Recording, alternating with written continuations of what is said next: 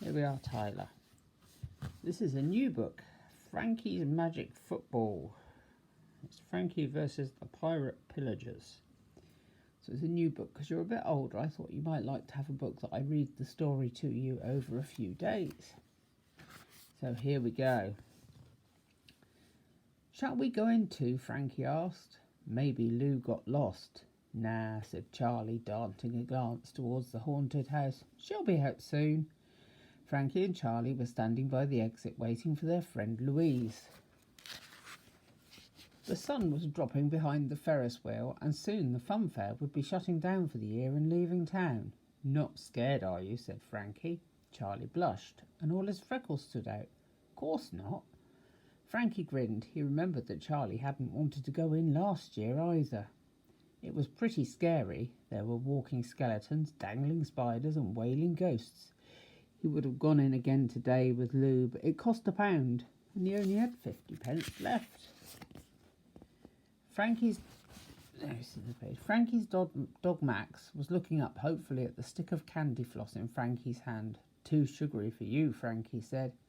He reached into his pocket and pulled out a doggy biscuit. Max opened his mouth and Frankie dropped it in, then tickled the dog under his furry white muzzle. The doors opened and a few screams drifted over. Then a balding man stumbled out with pale skin and wide eyes. It was their PE teacher, Mr. Donald.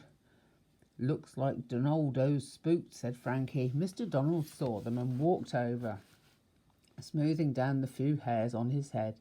Is that a spider on your shoulder, sir? Asked Charlie. Mr. Donald jumped about a foot into the air, craning his neck. Only joking, sir, said Charlie. Mr. Donald fixed them with a frown. I hope to see you both for football practice tomorrow. Of course, sir, said Frankie. We wouldn't miss practice for anything. Mr. Donald walked off, still checking his shoulder. The doors of the haunted house creaked open again, and Louise emerged. She was playing on her handheld console. We thought a skeleton might have got you, said Frankie. Louise rolled her eyes. So unscary, I almost fell asleep. Frankie checked his watch and saw that it was nearly 5:15. We should go home. My mum wants me back by 5:30. Mine too, said Louise. They made their way past the Dodgems and the coconut shy. Their friend Kobe from school was standing behind a rope trying to knock the coconuts off their stands with tennis balls. Here, Kobe, said Charlie. Try me. Kobe turned and launched a throw towards Charlie. Charlie dived and caught the ball in his goalie gloves. Max barked excitedly. The best keepers are, Charlie began. Always ready, said Frankie and Louise. They'd heard it a gazillion times.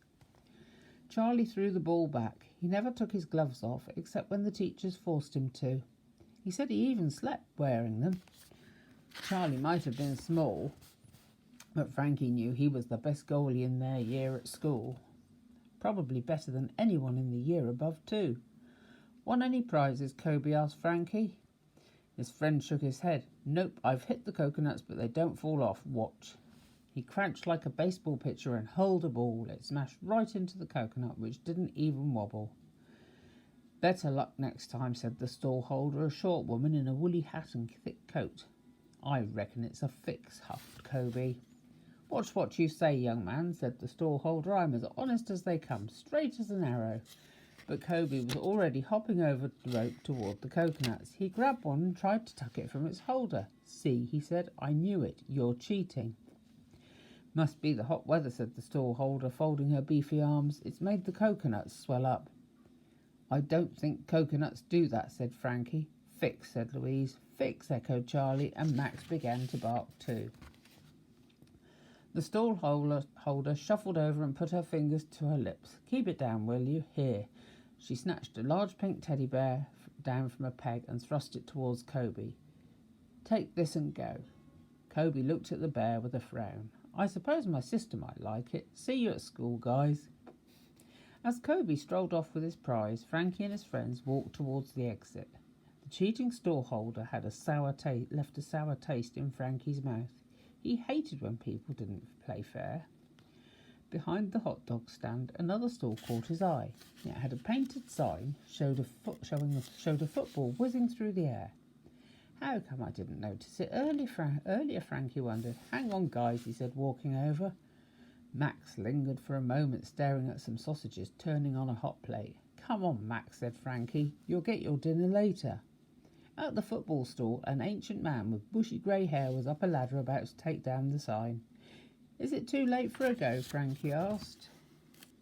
The old man shook his head as he climbed down the ladder. I'm afraid. When he saw Frankie, he paused, then nodded. I suppose 1 mil won't hurt. 50p gets you 3 shots. Get it in the bucket and you win a prize. Alright, and that is it for tonight. So you've got quite a big book here. At the back of the book, there's some Frankie's magic cards. So if we read more than one book, you'll get collecting Frankie's magic cards, okay? So tomorrow night, I'll start where I finished tonight. I love you heaps and heaps, darling. You sleep tight. Love you, Tyler. Be good for Daddy. And Bye-bye. don't forget, we're reading Frankie's Magic Football. Love you, night-night, darling.